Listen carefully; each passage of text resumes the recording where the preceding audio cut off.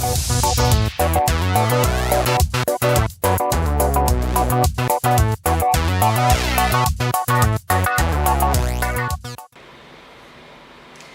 everybody, it's Karina here.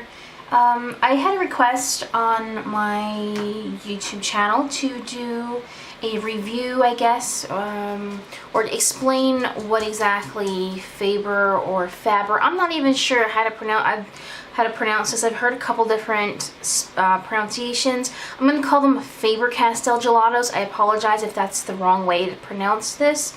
So someone had asked me to explain to them what gelatos are. So first of all, I'm just going to show you all the colors that I have.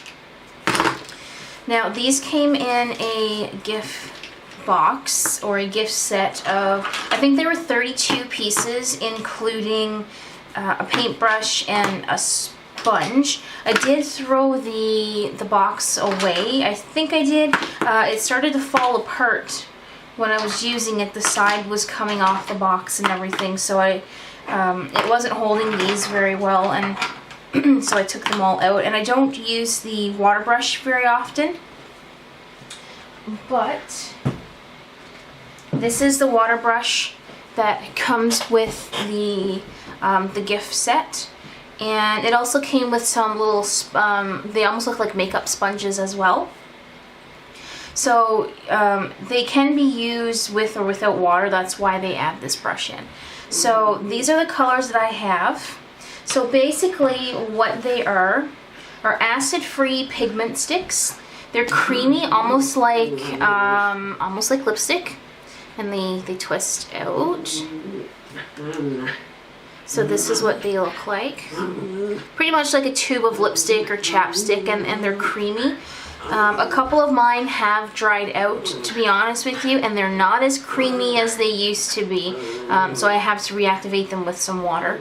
Anyhow, they do have very vibrant color, and as I said, they can be used with or without water. So these can be bought, I know, in some places as singles. I'm not sure how much they are to buy singles, but you can get packs of 4 for roughly about $10 US. I don't know what the conversion is off the top of my head for Canadian funds or the Canadian currency exchange. It's changing so often lately, I can't even keep up with it. So I'm going to use US prices here. So the 10-pack can be bought for roughly about, I'm sorry, my puppy is going off in the background playing there, and if I have to wait for a quiet day to record my videos, that'll never happen.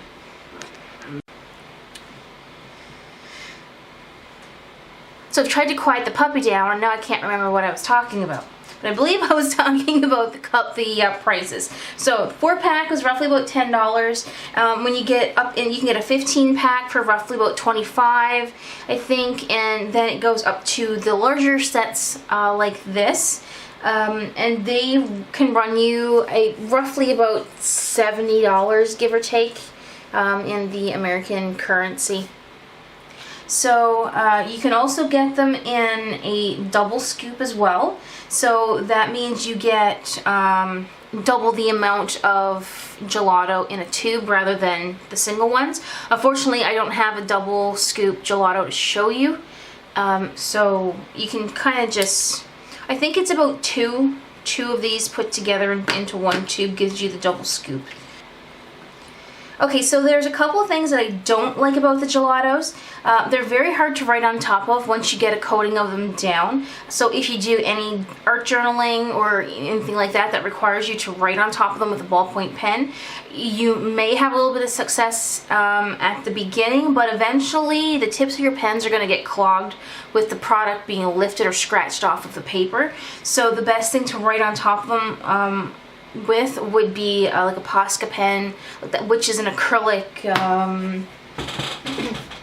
These are acrylic paint, I'm guessing. All of this is in Japanese, Chinese writing. Anyway, these are the Posca pens, paint markers. You can get them in various nibs too. I know this is not about this kind of pen today, but these are okay to write on top of the gelatos with. That's why I'm showing it to you.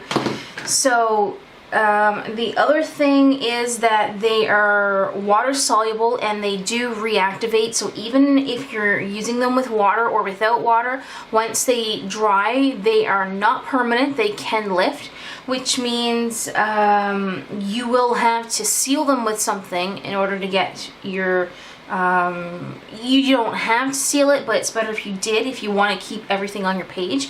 If you flip the page in your journal and you start coloring or drawing on the next page, then everything is gonna transfer from one page to the other where you did your work with the gelatos.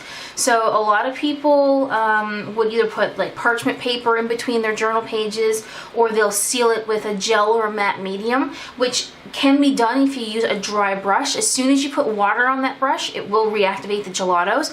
But if you use your gel medium or matte medium with a dry brush, do it quickly and don't go over the areas too much at once, then you can seal that page in. Now with that being said, after you do that, you're going to notice your pages are going to be sticky. So again, you can put parchment paper in between them, or like you can get little like photo pages that are plastic, so you can cut them up to, you know, insert between your journal pages so they don't stick together. Another alternative, if you're using a gel or matte medium, would be to use wax or a powder to lightly coat your page. But I haven't used either one of those. It's just something that I've picked up from watching other people do journal pages on YouTube. So I can't give you a good idea if that's a good thing to do or a bad thing to do, but you know, some people do it. Okay, so that's really the only things that I don't like about them. And you know, you can put acrylic on top of them. You can use them with other watercolors because technically they are water soluble, so you can use them for that as well. So I'm going to show you a few things that you can do with them and give you a little bit of a better idea.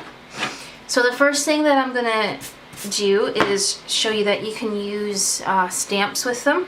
So a lot of scrapbookers, if that's even a word, use these. You can use them for stamping. You can basically either, you know, rub a little bit on the side of your craft mat, or you know, on a stamping block, whatever you're using. You can mist it and it turns to, you can see it turns to like a watercolor. Cat hair in my brush. So, and it turns to watercolor. So you can apply it straight to your paper like this, and you can use it for a nice wash. And I apologize, I have cat hair everywhere. So you can use it like that. And you can also, I've never done this before, but I've seen it done, so let's see what I can get with it. You can put it on top of a stamp, and you can spritz your stamp with some water. I probably use a tad bit too much here, but we'll see what happens. And then you can, oops. You can see that you can get the idea here. I just used too much water, obviously. But you can stamp with them as well. Let's see if I can't do this again. So since it's already wet, I probably don't need to put any more water on here. I don't stamp very often. I'm not really into stamping. So you can see, if you can get the technique down, you can use them for stamping with. Okay, so let's see. Oh, by the way, the paper that I'm using here is a Strathmore, it's from Strathmore Visual Journal. It's mixed media paper. And it is 90 pounds, yeah, it's 90 pound weight. So that's what I'm using for this. So, okay, so you can do that. So you can use it as a watercolor, you can use it as for stamping.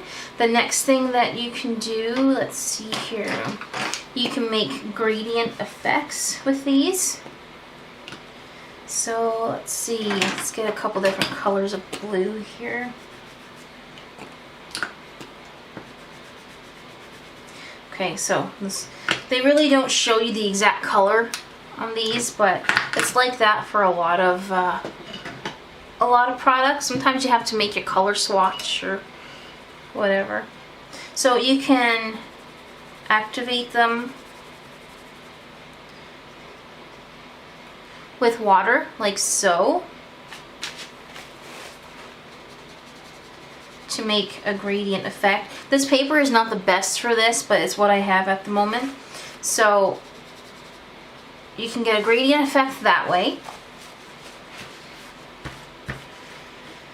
Then, so you've seen what they can do with water. I'm going to use a different color here. Let's try some purple. So another thing that you can do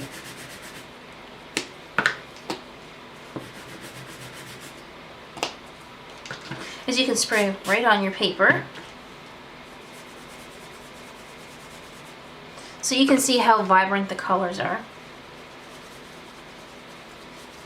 Now, if you can do this properly, you can also use them on stencils. So because of the paper that I'm using, I'm not 100% sure if this is going to work, but we're going to give it a go. So you spray the color on top of the stencil, like so. And then you lift and you get the imprint of the stencil on your paper.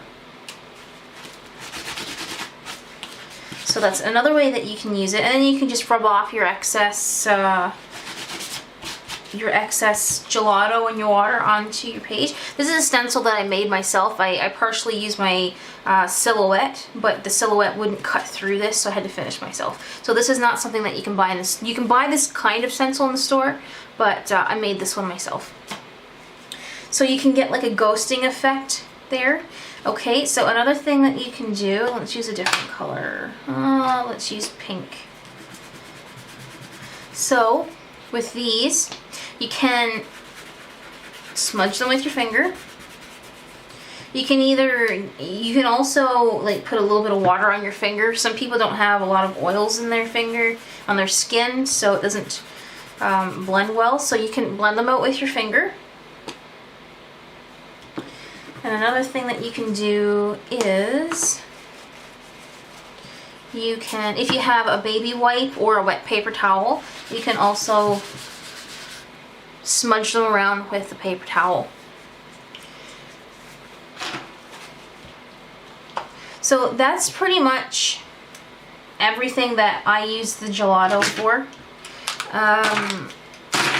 Like I said, I was using this kind of a brush, but you can also use the water brush as well. So I'll show you real quick what the water brush does here.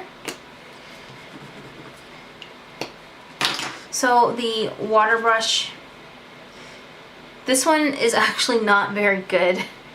It doesn't allow enough water to come out through the tip.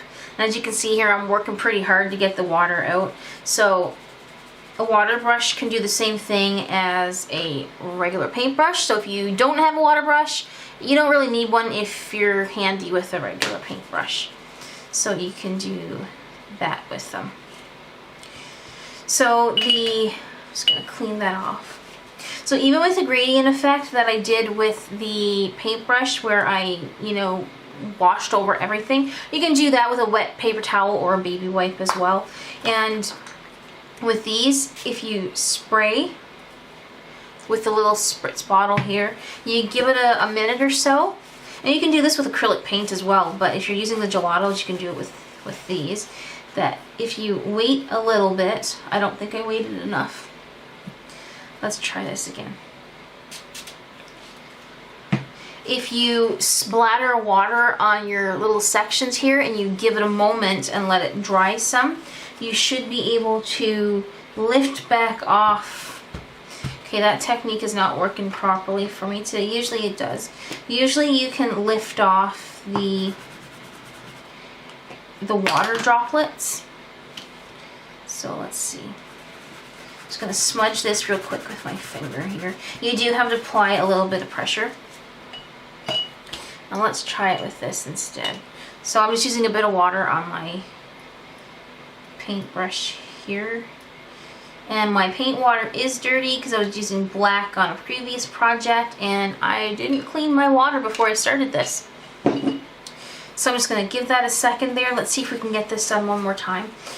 So while I'm waiting for this to do its thing, this is pretty much everything that I know about gelatos. Some other people may know other things to use with it. And as I said, I'm not a scrapbooker. I use this for visual journaling in my art journal. So I'm not 100% sure the techniques that you can use them for with scrapbooking. And quite honestly, I haven't really seen a whole lot of videos where people actually explain how to do techniques. There are a few on YouTube, but I couldn't find a whole lot. So I'm just gonna see if I can... Okay, so this technique is not working for me today, but usually you can lift it off. But you can rub through a stencil as well. Let's see here, where's my spritz bottle?